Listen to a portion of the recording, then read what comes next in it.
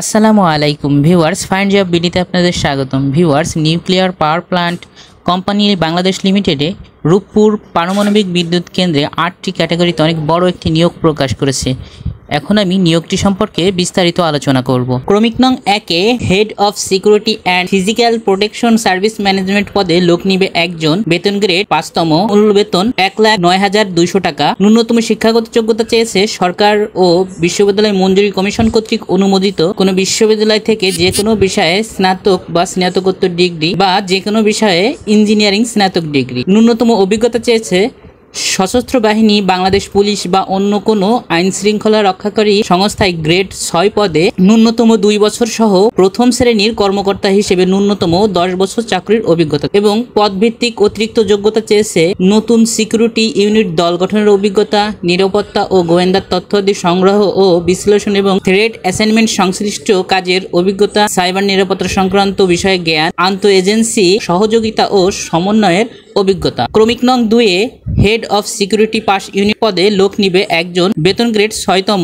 মূল বেতন 84,000 টাকা। ন্যূনতম শিক্ষাগত যোগ্যতা চেয়েছে সরকার ও বিশ্ববিদ্যালয় মঞ্জুর কমিশন কর্তৃক অনুমোদিত কোনো বিশ্ববিদ্যালয় থেকে যে কোনো বিষয়ে 4 বছরের স্নাতক বা স্নাতকোত্তর ডিগ্রি বা যে কোনো বিষয় ইঞ্জিনিয়ারিং এর স্নাতক ডিগ্রি এবং ন্যূনতম অভিজ্ঞতা চেয়েছে সশস্ত্র বাহিনী, বাংলাদেশ পুলিশ বা অন্য কোনো আইন শৃঙ্খলা রক্ষাকারী সংস্থায় প্রথম শ্রেণীর কর্মকর্তা হিসেবে ন্যূনতম 7 বছর চাকরির অভিজ্ঞতা এবং পদভিত্তিক অন্যান্য যোগ্যতা চেয়েছে কোনো গুরুত্বপূর্ণ স্থাপনায় অ্যাক্সেস ব্যবস্থাপনার অভিজ্ঞতা ও কম্পিউটার ও আইটি বিষয়ে দক্ষতা। ক্রমিক নং 3-এ NPP station security and physical protection ship supervisor পদে লোক নিবে 7 জন। বেতন গ্রেড 6তম, মূল বেতন 84,000 টাকা। শিক্ষাগত যোগ্যতা চেয়েছে সরকার ও বিশ্ববিদ্যালয় মঞ্জুরি কমিশন কর্তৃক অনুমোদিত কোনো বিশ্ববিদ্যালয় থেকে যে কোনো বিষয়ে 4 বছরের স্নাতক বা স্নাতকোত্তর ডিগ্রি বা যে কোনো বিষয়ে ইঞ্জিনিয়ারিং স্নাতক ডিগ্রি। অন্য যোগ্যতা চেয়েছে বা অভিজ্ঞতা চেয়েছে সশস্ত্র বাহিনী, বাংলাদেশ পুলিশ বা অন্য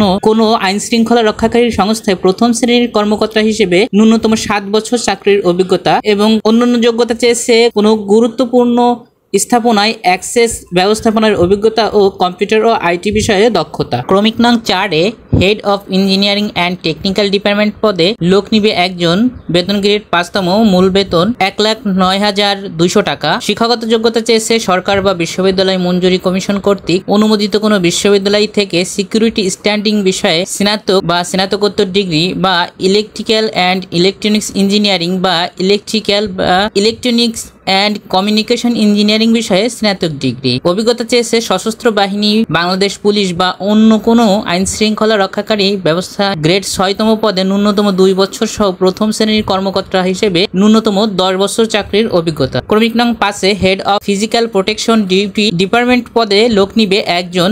বেতন গ্রেড 5তম, মূল বেতন 1,09,200 টাকা। শিক্ষাগত যোগ্যতা চেয়েছে সরকার ও বিশ্ববিদ্যালয় মঞ্জুরি কমিশন কর্তৃক অনুমোদিত কোনো বিশ্ববিদ্যালয় থেকে সিকিউরিটি স্টাডিজ বিষয়ে স্নাতক বা স্নাতকোত্তর ডিগ্রি বা ইলেকট্রিক্যাল অ্যান্ড ইলেকট্রনিক্স ইঞ্জিনিয়ারিং বা ইলেকট্রনিক্স অ্যান্ড কমিউনিকেশন ইঞ্জিনিয়ারিং বিষয়ে স্নাতক ডিগ্রি। অভিজ্ঞতা চেয়েছে সশস্ত্র বাহিনী, বাংলাদেশ পুলিশ বা অন্য কোনো আইন শৃঙ্খলা রক্ষাকারী সংস্থায় গ্রেড 6তম পদে ন্যূনতম 2 বছর সহ প্রথম শ্রেণীর কর্মকর্তা হিসেবে ন্যূনতম 10 বছর চাকরির অভিজ্ঞতা। ক্রমিক নং 6-এ deputy head of physical protection duty department পদে লোক নিবে একজন। বেতন গ্রেড 6তম, মূল বেতন 84,000 টাকা। শিক্ষাগত যোগ্যতা চেয়েছে সরকার ও বিশ্ববিদ্যালয় মঞ্জুরি কমিশন কর্তৃক অনুমোদিত কোনো বিশ্ববিদ্যালয় থেকে সিকিউরিটি স্টাডিজ বিষয়ে স্নাতক বা স্নাতকোত্তর ডিগ্রি বা ইলেকট্রিক্যাল অ্যান্ড ইলেকট্রনিক্স ইঞ্জিনিয়ারিং বা